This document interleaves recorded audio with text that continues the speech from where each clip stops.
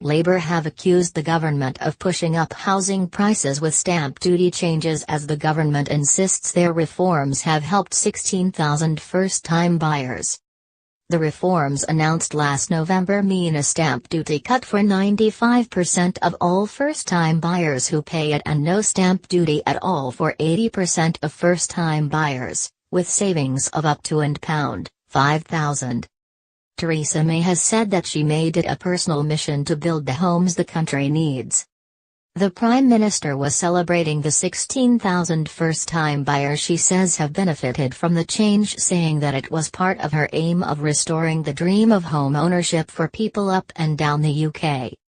But Labour's Shadow Housing Secretary John Healey said the government's policy on stamp duty would just drive up prices.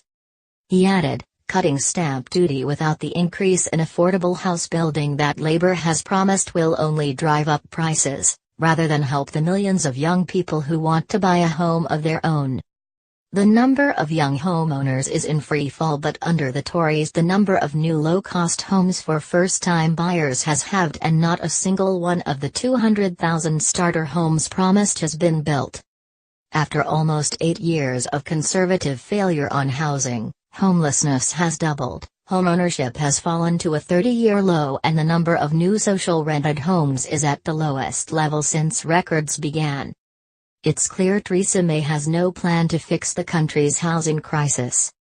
In the autumn budget, the government abolished stamp duty altogether for first-time buyer purchases up to £300,000, and made this relief available for the first £300,000 of properties worth up to £500,000, providing help for people in higher value areas.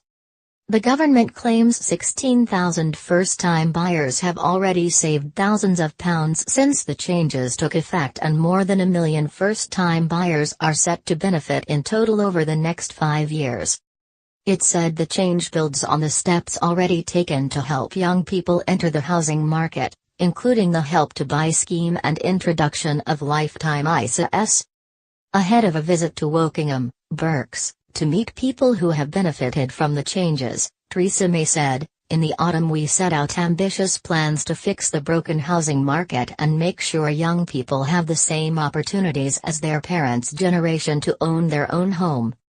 This has had an immediate impact, with thousands of people already making savings thanks to our stamp duty cut, and over 1 million first-time buyers over the next 5 years are expected to save money that they can put towards a deposit, solicitors' fees or furniture.